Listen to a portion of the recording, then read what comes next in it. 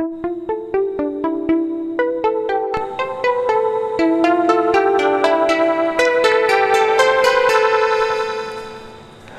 Everyone, आपका स्वागत है मिश्रा क्लासेस में। आज हम आपके लिए लाए हैं बायोलॉजी। बायोलॉजी में हम पढ़ेंगे ब्लड। क्या पढ़ेंगे? ब्लड।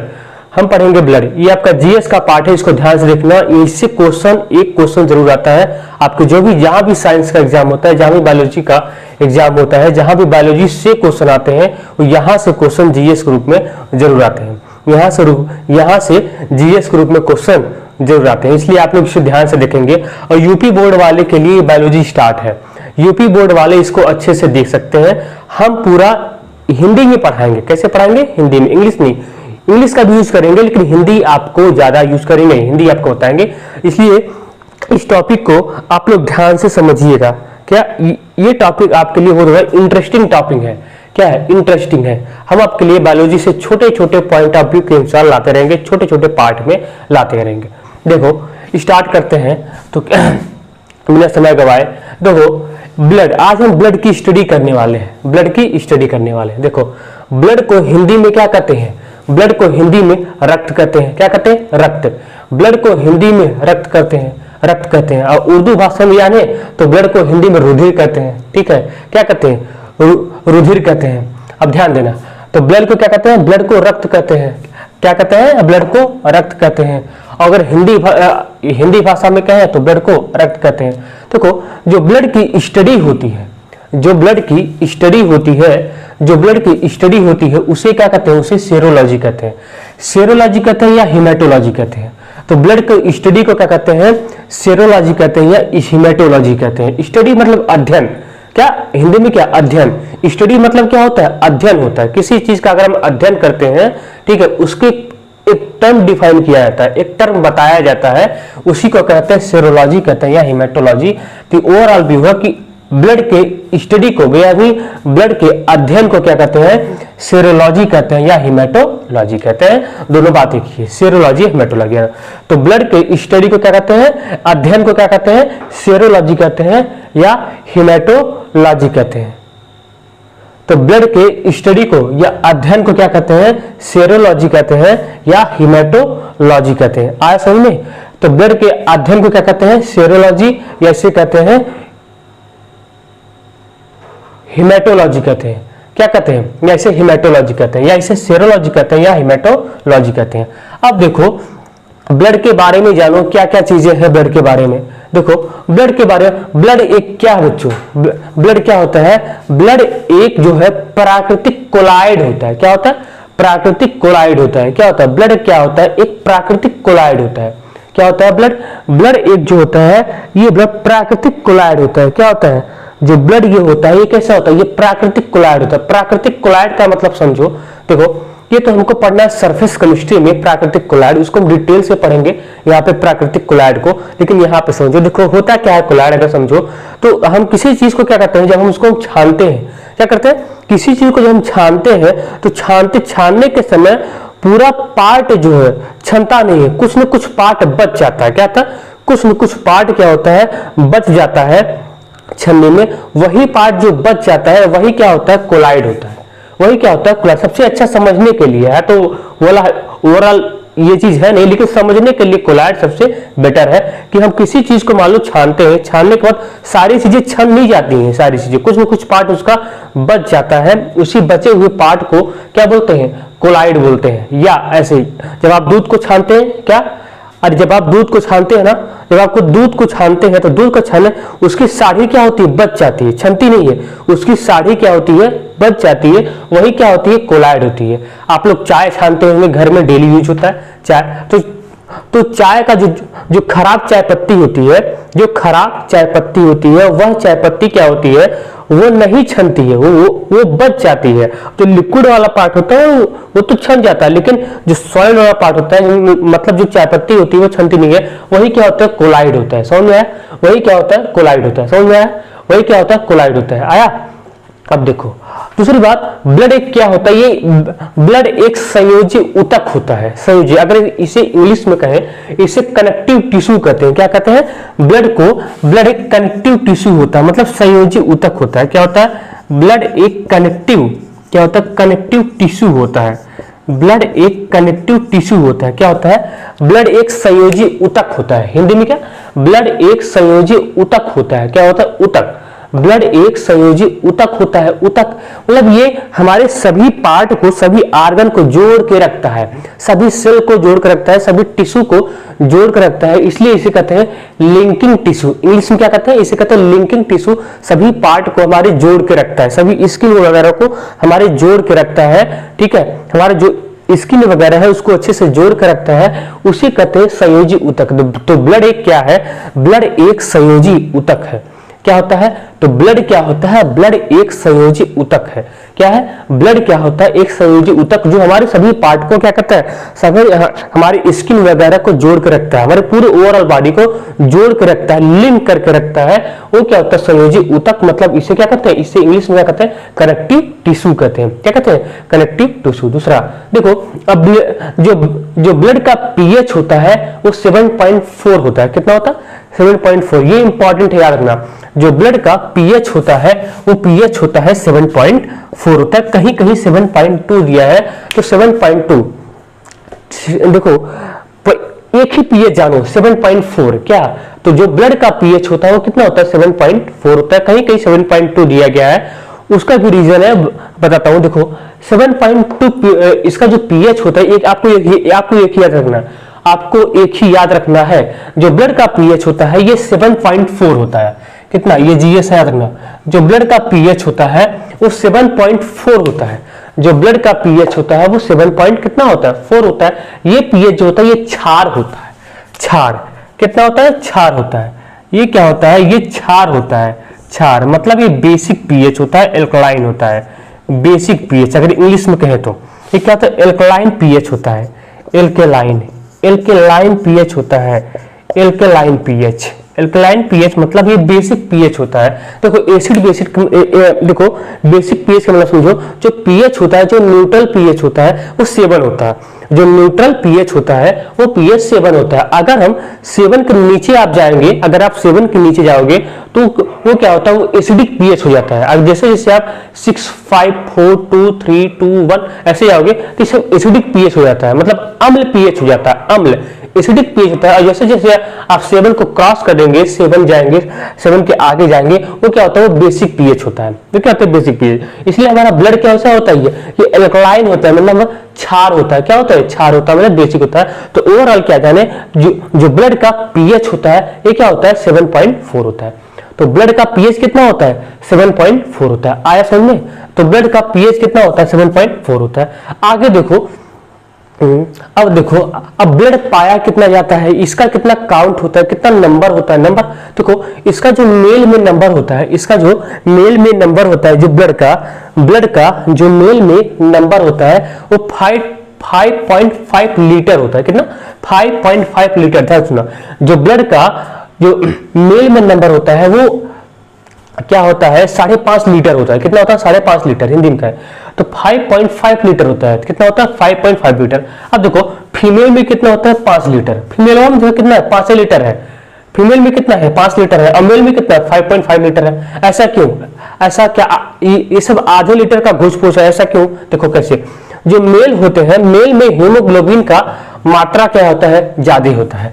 जो मैं अभी बताता हूं, जो मेल होते हैं हीमोग्लोबिन का मात्रा क्या होता है, इसमें ज्यादा होता है। और जो फीमेल होते हैं इसमें हीमोग्लोबिन की मात्रा क्या होता है, कम होता है। इसलिए ऐसा घुस-फूस हो जाता है, ऐसा कि मेल में ब्लड का नंबर क्या होता है, ज्यादा होता है। मेल में ब्लड ज्यादा पाया जाता है और फीमेल में ब्लड क्या होता है, कम होता है। इसलिए कम होता है क्योंकि वहां पे हीमोग्लोबिन का नंबर क्या होता है, कम होता है।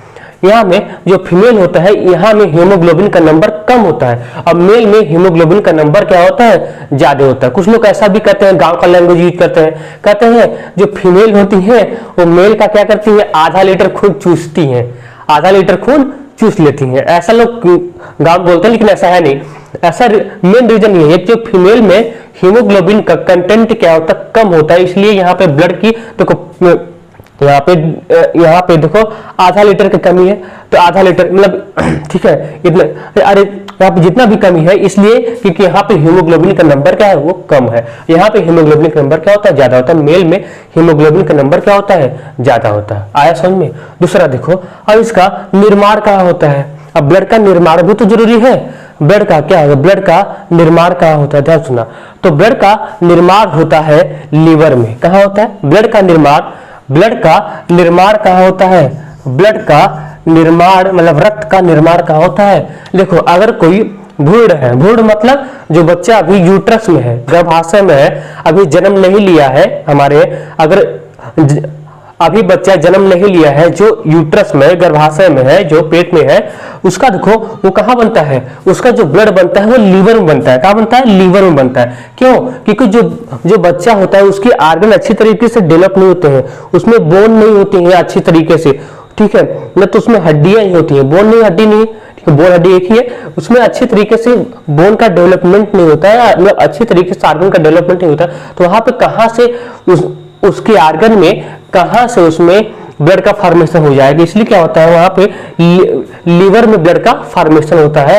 अगर थोड़ा सा और जानोगे तो इसमें योग सैक, पहले योग सैक में फॉर्मेशन होता है, फिर जाकर लीवर में होता है। लेकिन मेनली आपको याद रखना है कि ये क्वेश्चन आया हुआ है कि बच्चों में जब बच्चा माँ के अंदर होता है, यूट्रस में होता है, तो क्या होता है, वहां पे ब्लड का फॉर्मेशन कहाँ होता है, याद रखना लीवर में होता है। वहां पे ब्लड का फॉर्मेशन कहाँ होता है, लीवर में होता है। वहां पे ब्लड का फॉर्मेशन लीवर में होता है। और जो हम देखो, जैसे जैसे एडल्ट होते हैं, एडल्ट में जैसे जैसे एडल्ट हो, वहां में ब्लड का फॉर्मेशन कहाँ होता है, बोन मैरो में होता है। बोन मैरो क्या होता है, बोन होती है मतलब हमारा जो हड्डी होता है, हड्डी का जो इनर वाला पोर्शन होता है, जो खोखला होता है, देखो अगर इनर वाला पार्ट क्या होता है, खोखला, वही क्या होता है, रेड बोन मैरो होता है। मतलब मान लो ये बोन है, ठीक है, बोन है, मान लो बीच वाला पार्ट क्या है, खोखला है, इसका बीच वाला पार्ट क्या है, खोखला है, तो वही खोखला क्या होता है, इसका रेड बोन मैरो होता है। उसी को हिंदी में कहते हैं red bone marrow, bone marrow ने रेड बोन मैरो, इसी को कहते हैं अस्थि मज्जा। क्या कहते हैं, अस्थि मज्जा, मजा आ गया। इसे क्या बोलते हैं, अस्थि मज्जा बोलते हैं, अस्थि मज्जा। तो ओवरऑल समझे, ये एडल्ट के केस में है, ये बच्चों के केस में है, जो अभी जन्म नहीं लिए हैं, उनके केस में कहाँ पे होता है, लीवर में होता है। लीवर मतलब यकृत में होता है। इसकी हिंदी क्या होती है, यकृत। इसकी हिंदी क्या होती है, यकृत होती है। और रेड बोन मैरो की हिंदी क्या होती है, अस्थि मज्जा होती है। क्या होती है, अस्थि मज्जा। तो इतना समझ में आया। और ऑल व्यू फिर देख लो, ब्लड की, ब्लड को रक्त कहते हैं, आया, ब्लड क्या कहते हैं, ब्लड को रक्त कहते हैं, ठीक है। इसके स्टडी को सेरोलॉजी कहते हैं या हिमेटोलॉजी कहते हैं। दूसरा बात, इसकी ये क्या होता है, ये प्राकृतिक कोलाइड होता है। दूसरा, ये ब्लड क्या होता है, संयोजी ऊतक होता है, कनेक्टिव टिश्यू जो होते हैं। ब्लड का पीएच कितना होता है, 7.4 होता है। दूसरा, और ये कैसा, इसका पीएच कैसे होता है, क्षारिक होता है, मतलब क्षार होता है। दूसरा पीएच, दूसरा, तो इसका मेल में कितना नंबर होता है, 5.5 लीटर होता है। इसलिए क्योंकि मेल में और फीमेल में कितना, जो फीमेल होता है वहां पे कितना होता है, यहाँ पे 5 लीटर होता है। ऐसा क्यों होता है, क्योंकि यहाँ पे हीमोग्लोबिन का नंबर ज्यादा होता है, यहाँ पे हीमोग्लोबिन का नंबर कम होता है। ब्लड का निर्माण कहाँ होता है, अगर बच्चा है तो उसमें लीवर में होगा, अगर एडल्ट है तो वहाँ पे रेड बोन मैरो में होगा। आया समझ में। तो इतना नोट डाउन करो, या तो स्क्रीनशॉट ले लो, जो भी करना चाहो कर लो। तो आगे चलते हैं, आगे बताते हैं, ठीक है। इतना नोट डाउन कर लो, इतना नोट डाउन कर लो, इतना नोट डाउन कर लो। हो गया, 13 मिनट हो गया है, टारगेट पे है हम लोग।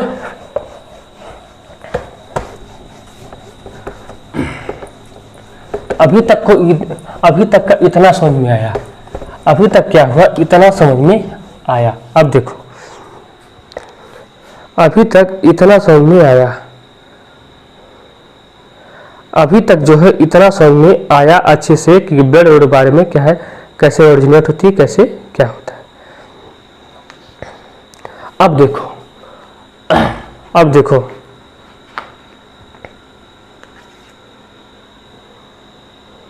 अब देखो ब्लड का स्टोरेज कहाँ होता है, ब्लड कहाँ होता है, जो ब्लड होता है, जो क्या होता है, जो ब्लड होता है, ब्लड, इसे क्या कहते हैं, इसे रक्त कहते हैं, हिंदी में क्या कहते हैं, रक्त कहते हैं। देखो, जो ब्लड को, जो जहां ब्लड स्टोर होता है, क्या होता है, स्टोर।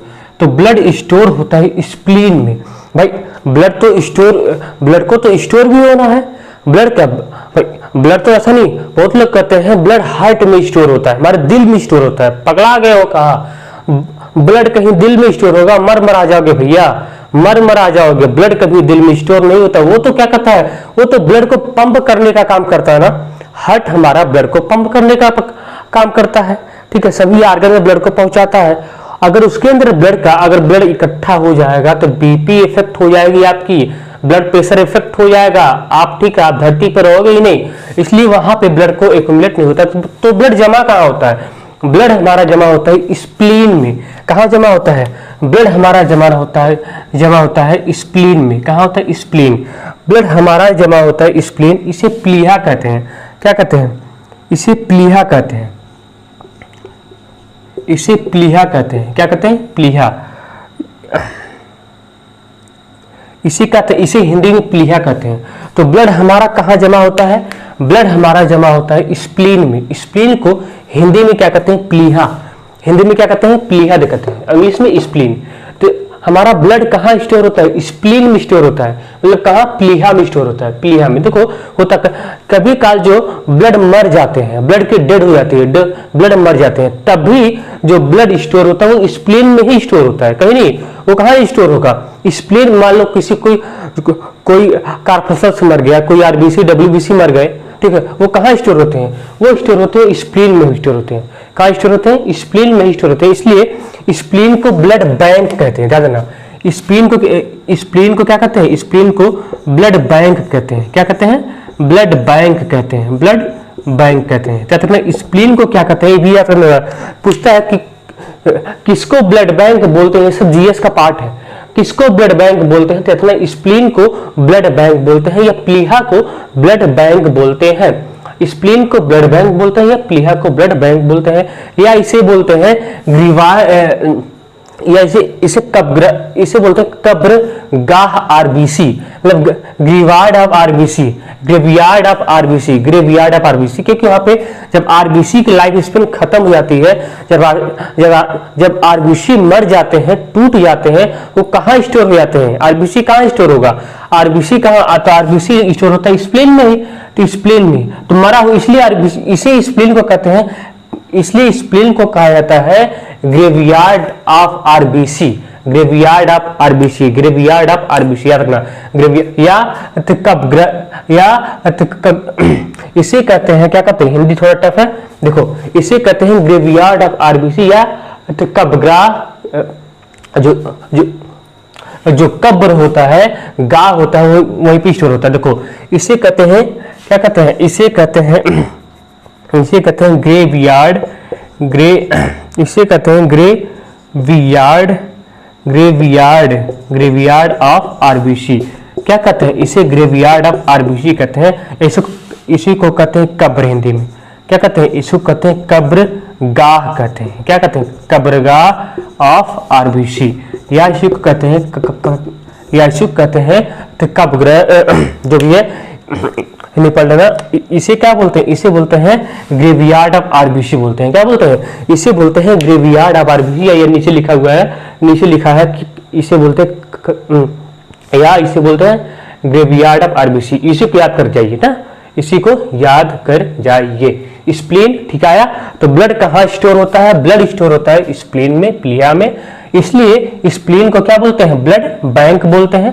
दूसरा इसे क्या बोलते हैं, इसे ग्रेवयार्ड ऑफ आरबीसी, क्योंकि आरबीसी यहीं आके मर जाता है, इसलिए इसे क्या बोलते हैं, ग्रेवयार्ड ऑफ आरबीसी, या इसे बोलते हैं हिंदी में क्या लिखा है, कब्र गाह ऑफ आरबीसी। इतना समझ, इतना नोट डाउन कर लो अच्छे से। हुआ, अब देखो इतना हो गया, इतना नोट डाउन होगा, इतना करो नोट डाउन, इतना समझ में आया। ये सब जीएस का पार्ट है, अच्छे से ध्यान से दिमाग से नोट कर लेना, सभी आपके एग्जाम में आएंगे ही, ठीक है, सब के सब कहीं न कहीं एग्जाम में आएंगे, ध्यान देना। दूसरा देखो जो ब्लड होता है, इसमें कोलेस्ट्रॉल का लेवल कितना होता है, कितना कोलेस्ट्रॉल, इसमें कोलेस्ट्रॉल का लेवल कितना होता है, कितना होता है कोलेस्ट्रॉल, इसमें कोलेस्ट्रॉल का लेवल कितना होता है,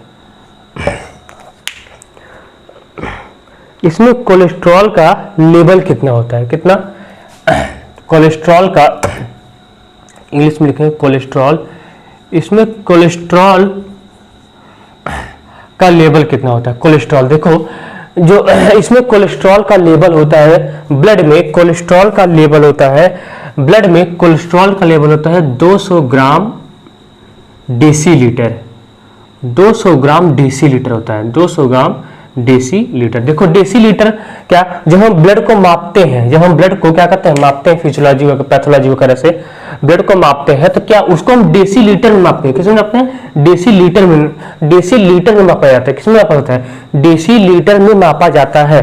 ब्लड को किसमें मापा जाएगा, डेसीलीटर में मापा जाएगा। ब्लड को किसमें मापा जाता है, डेसीलीटर में। ब्लड को किसमें नापा जाता है, डेसीलीटर में नापा जाता है। किसमें, डेसीलीटर में, ठीक है। और ब्लड में कोलेस्ट्रॉल का लेवल कितना रहता है, याद रखना, ये भी जीएस का पार्ट है, ये भी एग्जाम में आया हुआ कहीं कहीं। 200 ग्राम पर डेसीलीटर, 200 ग्राम पर डेसीलीटर, 200 ग्राम पर डेसीलीटर। ये कोलेस्ट्रॉल, कोलेस्ट्रॉल क्या होता है, कोलेस्ट्रॉल एक फैट का ही टाइप होता है, फैट का एक पॉलीमर कह सकते हो। फैट क्या होता है, कोलेस्ट्रॉल कहते हैं ये चिपचिपा सब्सटेंस होता है। कैसा होता है, चिपचिपा। आप बादाम खाते हो, ठीक है, दूध का जो साड़ी होता है वो भी तो चिपचिपा होता है, वो भी कैसा होता है, वो भी चिपचिपा होता है, वो भी कैसा होता है, चिपचिपा। तो वो क्या, वही क्या होता है, कोलेस्ट्रॉल। ये कहने का मतलब है ये फैटी एसिड का एक दूसरा रूप होता है, फैटी एसिड का ही दूसरा रूप होता है। क्या होता है, फैटी एसिड का ये दूसरा क्या होता है, रूप होता है। ये फैटी एसिड का ही दूसरा रूप होता है। इतना है समझ में, ये फैटी एसिड का ही दूसरा रूप होता है। तो कोलेस्ट्रॉल कितना होता है, कोलेस्ट्रॉल कितना होता है, अगला कोलेस्ट्रॉल कितना होता है, कोलेस्ट्रॉल होता है 200 ग्राम पर डेसी लीटर होता है, 200 ग्राम पर डेसी लीटर होता है। अब देखो हीमोग्लोबिन का नंबर देखते हैं। किसका, हीमोग्लोबिन का नंबर देखते हैं। हीमोग्लोबिन का नंबर, इसे एचबी कहते हैं हीमोग्लोबिन को। क्या, इसमें हीमोग्लोबिन का नंबर देखो, हीमोग्लोबिन का जो नंबर मेल में होता है, हीमोग्लोबिन का जो नंबर मेल में होता है, हीमोग्लोबिन का वो क्या होता है 14 ग्राम पर डेसीलीटर। कितना होता है, 14 ग्राम पर डेसीलीटर। कितना होता है,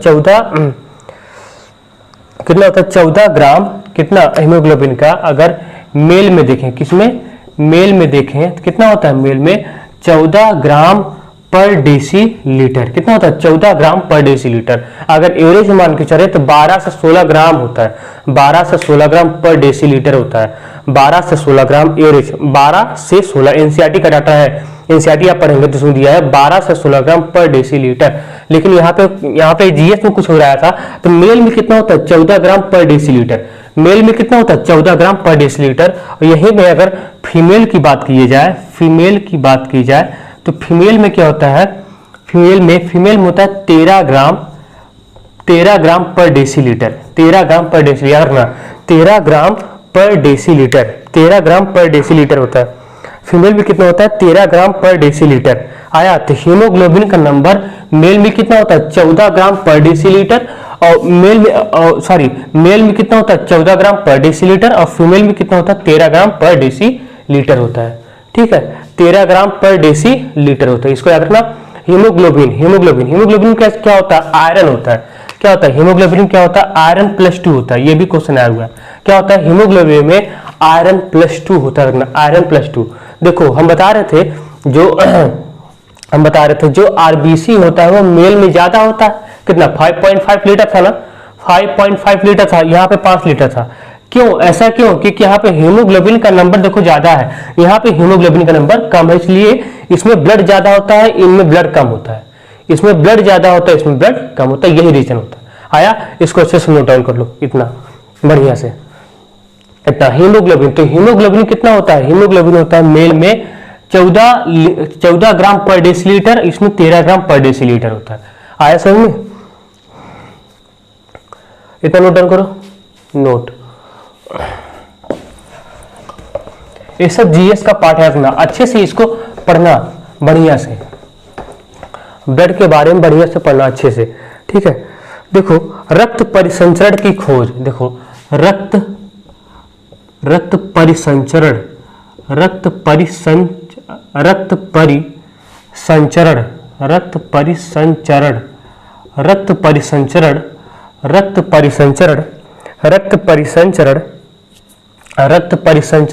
की खोज, रक्त परिसंचरण की खोज सबसे पहले विलियम हार्वे ने किया था।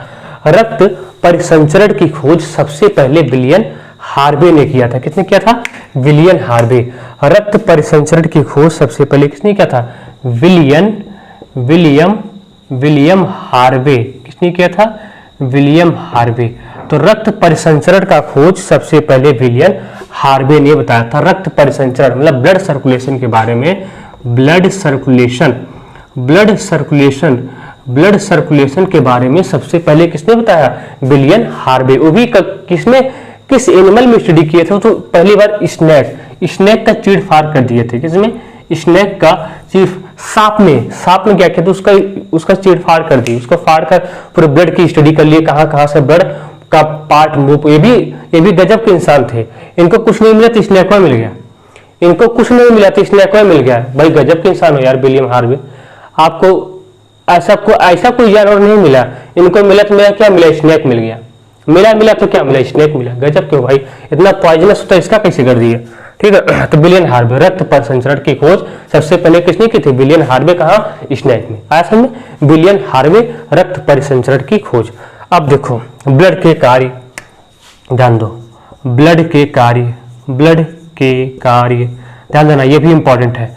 देखो ब्लड के कार्य, सबसे पहले ब्लड क्या करता है? हमारे टेम्परेचर को मेंटेन करता है, मतलब उष्मा को मेंटेन करता है। क्या करता है? उष्मा को मेंटेन करता है। ताप नियंत्रण करता है। क्या करता है? ताप नियंत्रण। पहला है ताप नियंत्रण करता है। ताप नियंत्रण, क्या करता है? ताप नियंत्रण करता है। क्या करता है? ताप नियंत्रण करता है। ताप नियंत्रण। तो ब्लड क्या करता है? ब्लड करता है ताप नियंत्रण, हमारे टेम्परेचर को मेंटेन करता है। अब भाई ब्लड क्या होता है? ब्लड तो मोशन करता है। ब्लड तो पाइप में ऐसे घूमता रहता है ना, तेजी से आता है पूरे पाइप में। हार्ट पंप करता है ब्लड को। हार्ट क्या करता है? हार्ट जो है ब्लड को पंप करता है, कस के पंप कर, तो हार्ट पाइप में जाता है ना। ठीक है। तो कोई भी चीज अगर गतिशील है, अगर उसमें मोशन है, और कोई मोशन वाला ये हाथ ऐसे कर रहा हूं, इसमें हीट उत्पन्न हो रही है। क्या हो रही है? हीट हो रही है। इसलिए जब कोई चीज मोशन होती है, जब कोई गतिशील वस्तु होती है, जब कोई गति में होता है, तो वहां पे हीट का उष्मा भी उत्पन्न होती है। उष्मा मतलब वहां पे ताप भी निकलता है। इसलिए क्या करता है? कि ताप का नियंत्रण भी करता है। मतलब 37 डिग्री टेम्परेचर को हमारे मेंटेन किया रहता है। 37 डिग्री टेम्परेचर को मेंटेन किए रहता है। 37 डिग्री टेम्परेचर को मेंटेन किए रहता है। हमारे 37 डिग्री टेम्परेचर को मेंटेन किए रहता है कौन? ब्लड। हमारे 37 डिग्री टेम्परेचर को मेंटेन किए रहता है। दूसरा क्या है? दूसरा पोषक पदार्थों, जो पोषक पदार्थ होते हैं उनका परिवहन करवाता है। परिवहन मतलब प्रत्येक सेल तक पहुंचाता है। जो पोषक पदार्थ होते हैं, जो क्या होता है? जो पोषक पदार्थ होते हैं उनका क्या कराता है? उनका परिवहन कराता है। मतलब हर जगह प्रत्येक सेल में पहुंचाता है। ब्लड एक मीडियम है सभी सेल के लिए, खाना पीना के लिए क्या मीडियम है, जो कोई भी न्यूट्रिएंट हुआ, कोई पोषक तत्व हुआ, उसको प्रत्येक सेल तक पहुंचाता है। क्या कहता है? प्रत्येक सेल तक पहुंचाता है। ठीक है। और ये क्या कहता है? ब्लड का सबसे बड़ा कार्य ये तीसरा होता है ब्लड का। ये क्या कहता है? ये गैसों का क्या कहता है? परिवहन कराता है। ये मतलब O2 प्लस CO2 का परिवहन कराता है। क्या कराता है? परिवहन कराता है। ये O2 और CO2 का क्या करता है? परिवहन कराता है। ये O2 और CO2 का क्या करता है? परिवहन कराता है, मतलब गैसों का परिवहन कराता है। तो ब्लड का पहला कार्य क्या होता है? ब्लड का पहला कार्य ताप को नियंत्रण करता है, हमारे टेम्परेचर को मेंटेन करता है। दूसरा ये पोषक पदार्थ का परिवहन करता है। क्या करता है? पोषक पदार्थ का परिवहन करता है।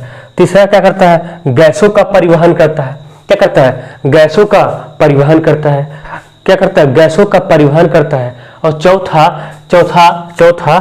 उत्सर्जी। क्या करता है? उत्सर्जी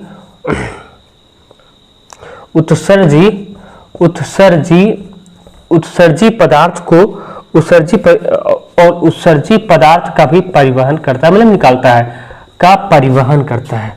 उत्सर्जी पदार्थ का भी परिवहन करता है। क्या करता है? उत्सर्जी पदार्थ का भी परिवहन करता है, मतलब गंदे सब्सटेंस को भी बाहर निकालने का काम यही करता है। और जो CO2 स्टोर होता है सेल में, उसको ले जाने का कार्य कौन करता है? ब्लड ही तो करता है।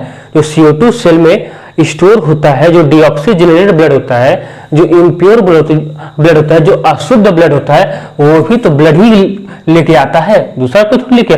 जो अशुद्ध ब्लड होता है उसमें CO2 का कंसंट्रेशन क्या होता है? बहुत ज्यादा होता है, और ऑक्सीजन का कंसंट्रेशन कम होता है।